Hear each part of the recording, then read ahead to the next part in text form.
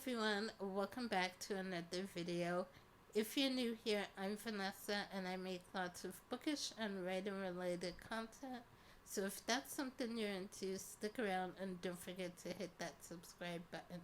In today's video, I'm going to be sharing with you guys my final NaNoWriMo update. Did I win Nano or not? I'm also going to be sharing with you guys what I learned during this time about myself as a writer and my writing process.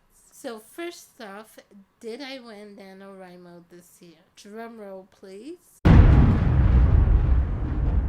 If you guys have been following me on Instagram, which if you haven't, you should. I will leave the link down below.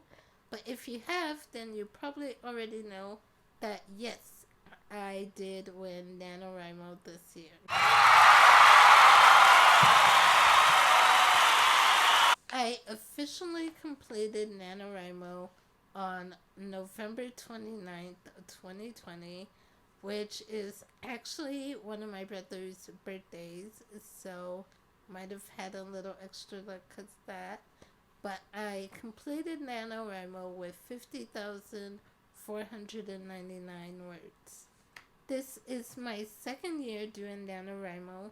I did do it last year, but I didn't win last year, so this is actually my first time winning NaNoWriMo. I think there were a few things that I did differently this year that helped me win versus last year, so I'm going to get into a little bit of that in this video as well. So the first thing is when I had a pretty good outline to start with. Now for all the pantsers out there, just hear me out for a minute. I've never been a plotter before. I'm usually a pantser.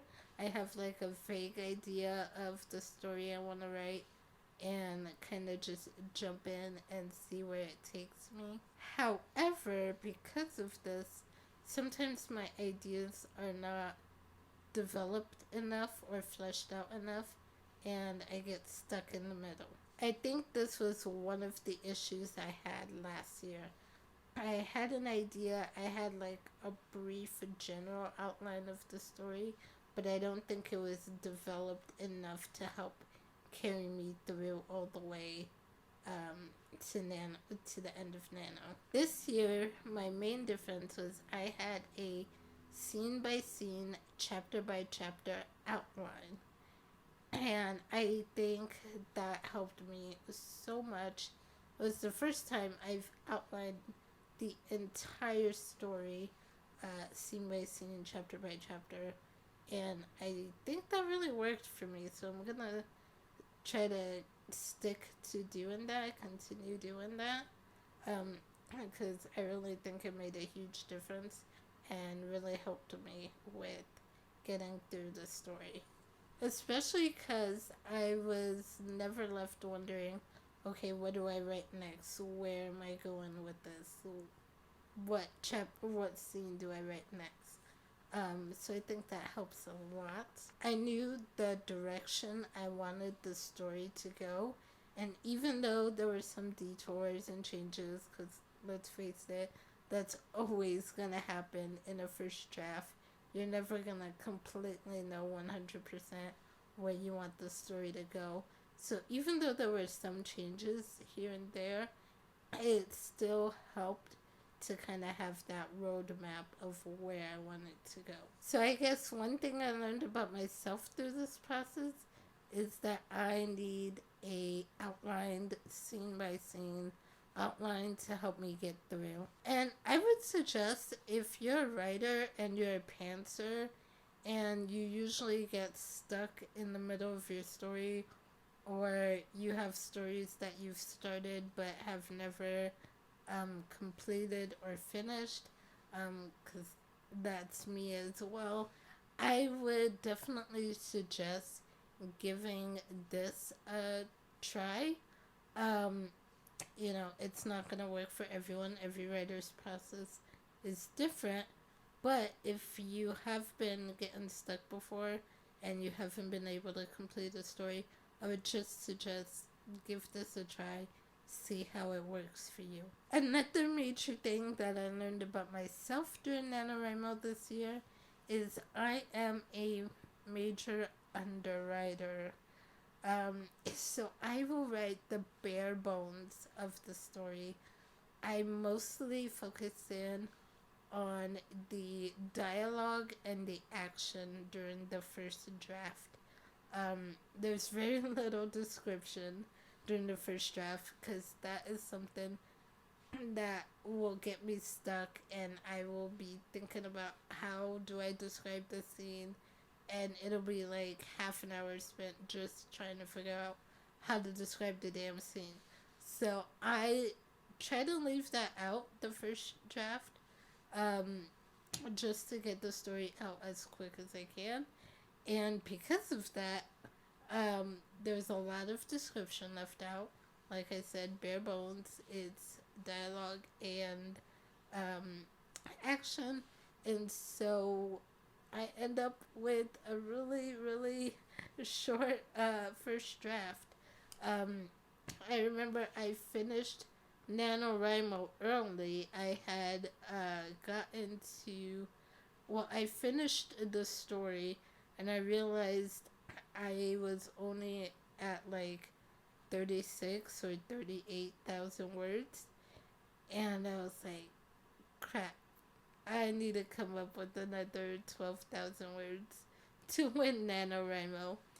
So I did go back and I did add a few more scenes to kind of beef it up to the 50,000 word mark. But that actually turned out really good as well, because another thing I realized with being an underwriter is I focus a lot on the main plot, but I need to go back and develop some of the subplots a little bit more. So I do have a subplot with one of my side characters, Andy, and I think her story is actually turning out to be really interesting. So I liked being able to go back in and work on her story a little bit and develop that subplot line a bit more. So that's something else I learned about myself. But anyway, if you are an underwriter like me, or if you're an overwriter, I will leave a link in the description below to Alexa Dunn's videos. She did 2 videos recently that are great. One is tips for overwriters, and one is tips for underwriters. So I think those were super helpful. I will leave a link to both of those in the description below. And you can, as a writer, you can always fluctuate. So sometimes you may be an underwriter, sometimes you may overwrite in certain areas. So I think both of those videos are pretty good and helpful, no matter which camp you fall into. So yeah.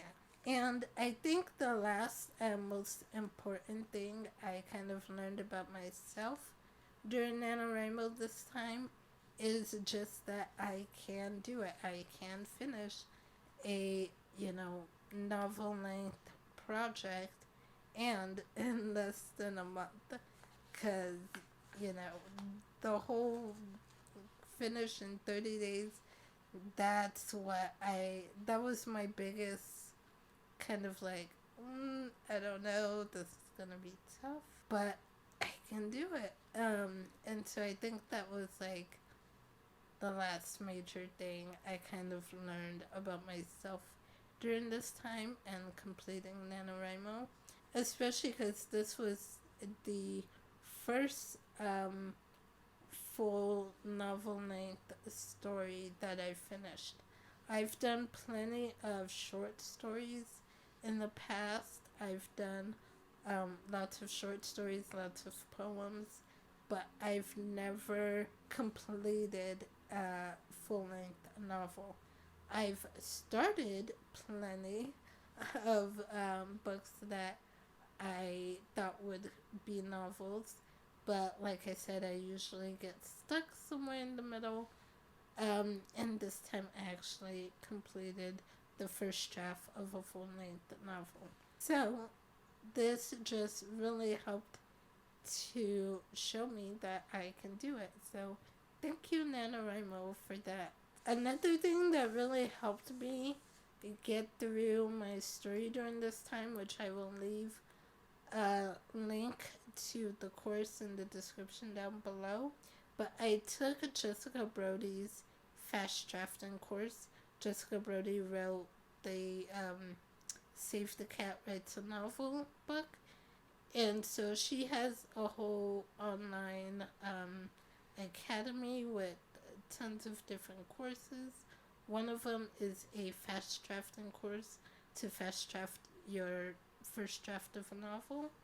And so I took that, and I think that had some really good helpful tips in there as well. And I think that is another thing that helped me push through, especially her one tip. I think this one tip, like, just, I don't know, helped so much. But just coming to the realization that the first draft does not have to make sense. Because there's going to be a lot of things that change throughout the first draft. And, you know, you might start off thinking you're going to do one thing and end up doing something else halfway through it. So the first draft doesn't have to make sense. You just have to get the story out there.